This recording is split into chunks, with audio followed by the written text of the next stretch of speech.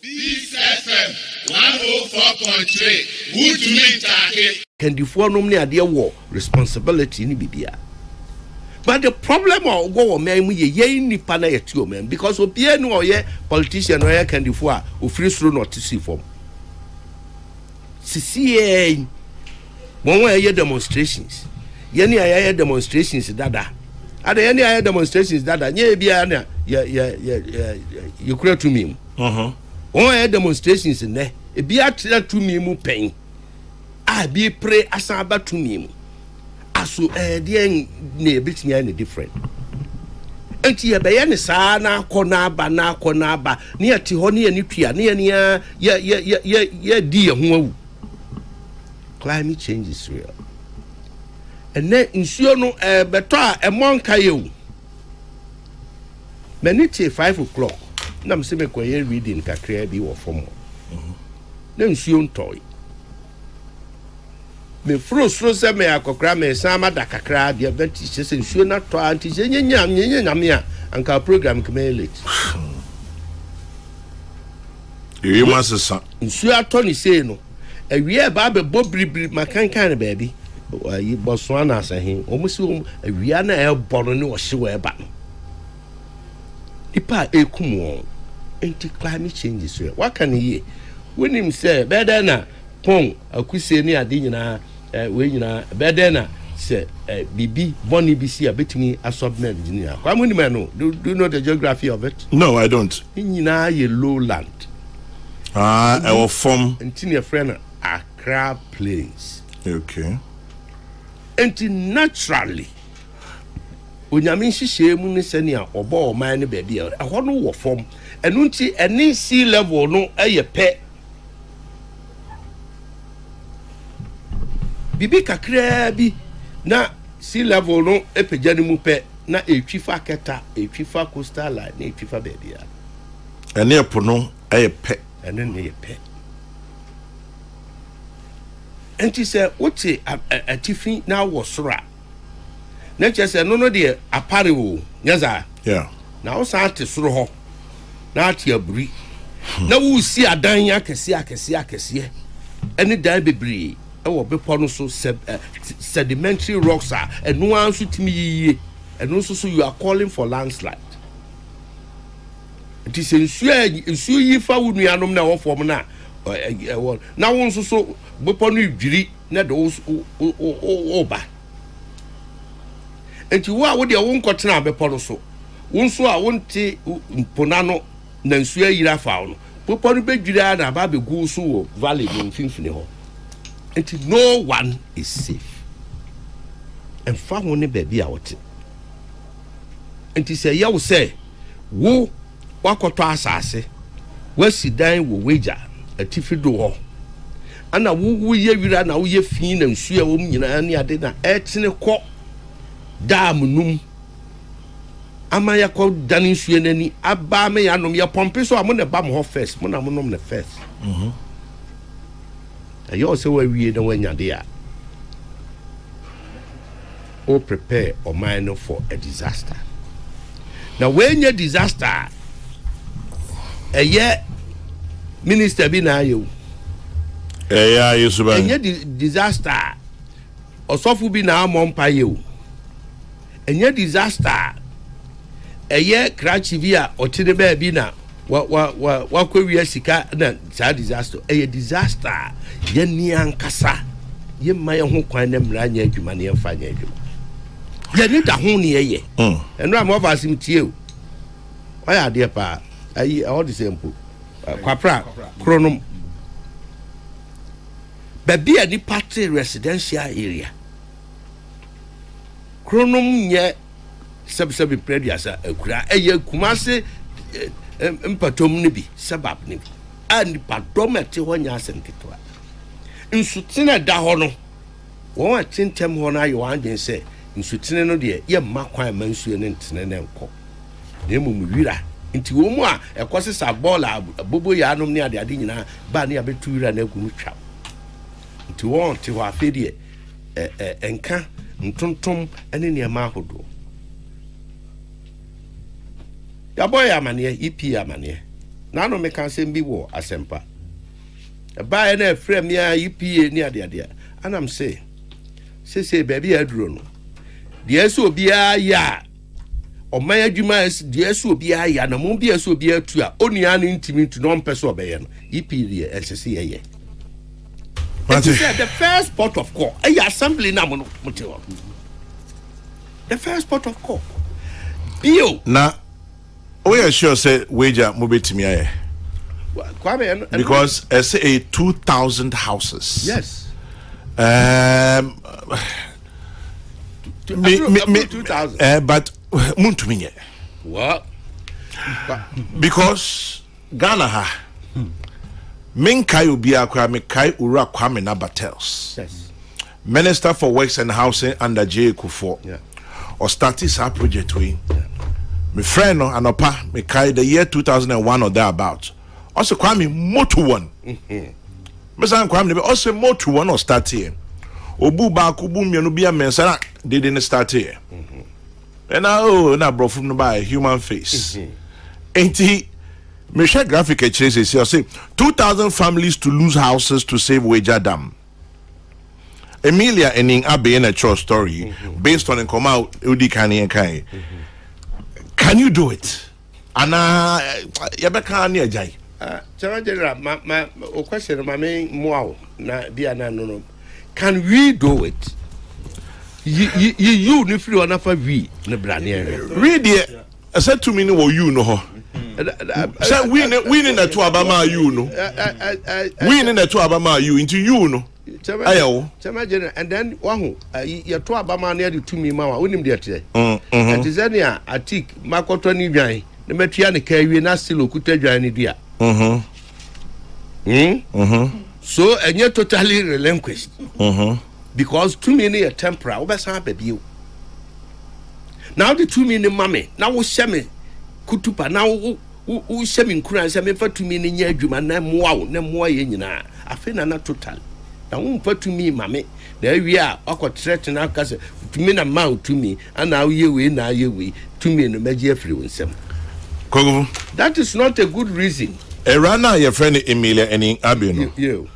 Watcho brofu bi em de papa na o say last Monday, October 9, a number of houses were marked with red paint inscription, which read, quote, to be demolished by GWCL.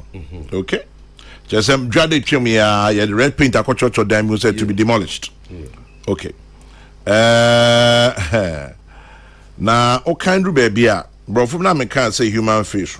Yeah. Aba. I must say, the demolition in the two communities will be the second in 12 years in the same area by Ghana Water Company following a demolition of more than 500 completed and uncompleted houses in December 2011, which left more than 2,000 people homeless and led to the death of a pregnant woman. Look at the inclusion. Oh, there's some eba. And Emilia's story in it also. Quote. So, no, interviews. Many people went into abject poverty after the first demolition of houses in this area. Marriages were broken and many died slowly. How can we as a nation be doing this to our own people?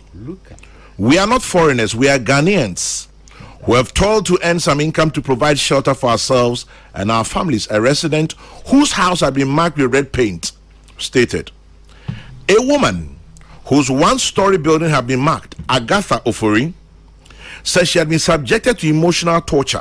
Quote, I cannot sleep. It's not been easy for us.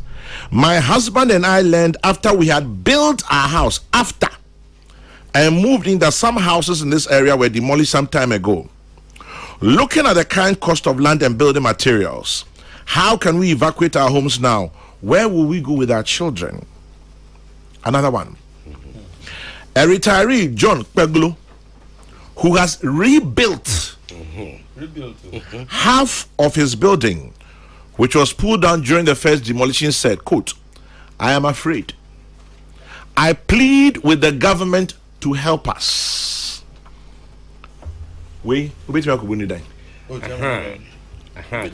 Chairman General. You see, later.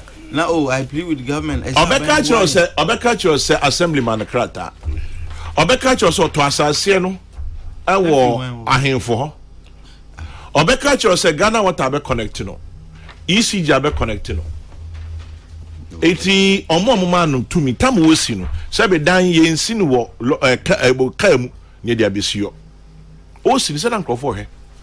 Eti back to the Kokofu assemblies not so much say no, they should be prosecuted. So who do you prosecute? I think Nipa no sign Nipa no sign is hard there. Ebi o sign 2007 and now 2009 and now 2014 or retirement. Young go no. Wow. Eno so e. Omunya ntimi wo prosecute. Baby Nipa cross ni din wa asen wow. But ignorance of the law is no excuse. Yes, but what do you do? Human face. Chairman General. Yes, when there is a will, there's a way. As a nation, you are ready, you are prepared. See a bit taking the bull by the horn. You are ready, see a bit saving your home from all this. Now, Adia a womb and say, Nipana, a wohonum yina kasa mobile horse. Yeah. Only see one dana Sum obi adeda na messing for crick. The idea is say you want to see all this we are nibu bed. That is the whole idea. Oh, we are in tentem we are basi be say. But enkosi na he ana ye be we nyina. Anu ti said the medical report na come minister. Yeah. At that level. Nah. Yeah, recommendation is withdraw in all the sector ministers. Obviously, tell Atik, I agree with him. They all cannot be dead. They should find those on pension and punish them. Yeah, Chairman, absolutely. Now, even I think even crowd say what we crown pokwa. It should be another yetimi or now posthumously. Yeah, posthumously. You bet me. But that record to say what you might have here maybe answer any. Though wouldn't who be you one day. But Chairman, Timamima and Nunenkaha. Now, minister, now, because I said this as a Boagana water company. Now, retrieve no reclaim all this. Yes, you have bow man, Yanni. If you say, I'll be see a king admin. So, anyway, my country say, public engagement through the media. Ghana Water for the maintenance. Yen can. I think.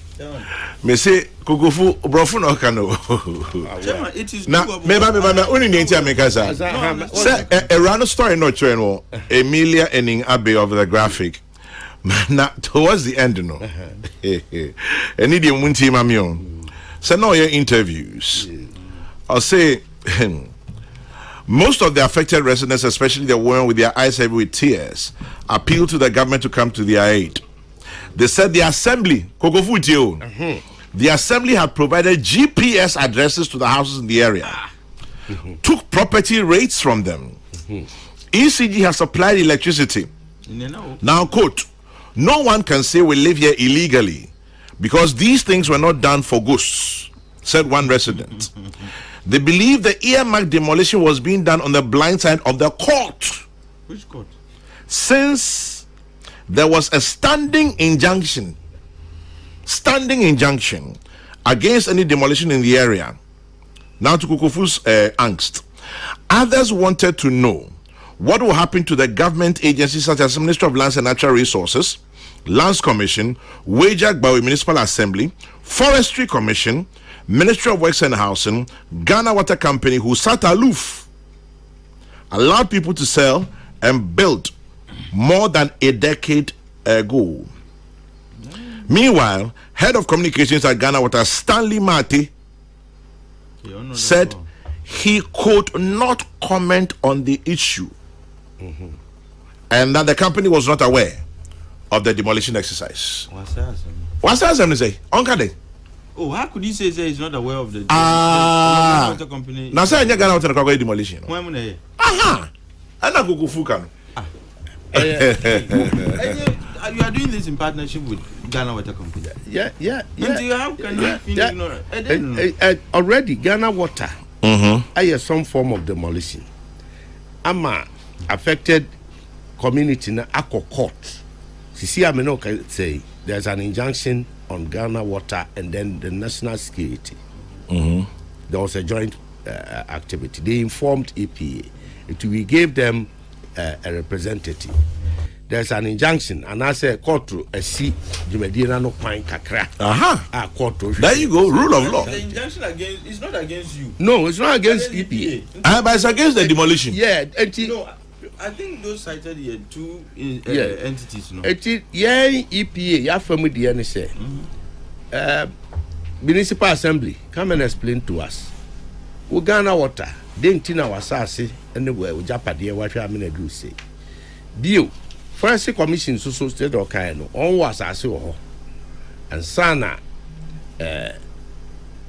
sir, a routine, mobile explaining actually, then I'm Becca. The Becca said, as I see you on feel. Why Ben near first where you and feel? That is where we are. But anyway, if say Ghanaians, kasa che Ghana for nyina no pay. Si nyina beji atum. Se ne uraba interview no na ye pa se ne odi we beto. Sa na se ye corner na. Ana ye pese agi ye man ne ye hosi ho. Se ya hwe ne yie. Climate change ni wie mu nsachira ye niam ahodo e de ba wiase. Ene mfumso a ye ni da ye ho a ye ka ho no. Ebetori ase o. Yare mpomuden hu nsem kan e wo saa hihye yi mu eso papa already ye wo responsibility say ye bedidi ni ada ni anom ni abobra ni ahwe ye ma suku kom na say ye de niam ahodo we num ka ho na ebeji adaje ebeji ahoden ebeji bibia na ya sitinem our very existence is at risk. Sani penana. Chama general me weja, we weja. Kumasi ba kese da. And also ba ho. And no so seriously and I'm so eba.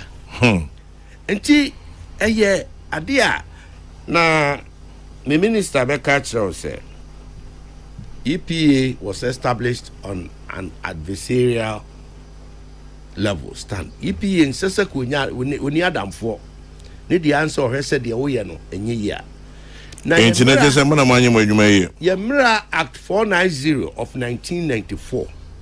Kwame ematumi no ne ahoden na EPA sese utimi ahwe obi a na abɔ ne koto no. Enu nti emra no mu asachira. Na otwetwa mu. President and cabinet members at Daroma Edawansi won approve the new Environmental Protection Authority Bill. Okay. It is under the certificate of agency. Parliament transcend ne na de chiane ne ko esomwe. Chama general I'm running my EPA quite to cause arrest and to prosecute and to demolish BBPA EPA. It's to say a idea emwa environment ni ade. Wa bra onko twanani enkohwe bebia. Enkoji Kokofu, mami mo break. Na mintie in California and other issues. This FM 104.3. Good to meet you.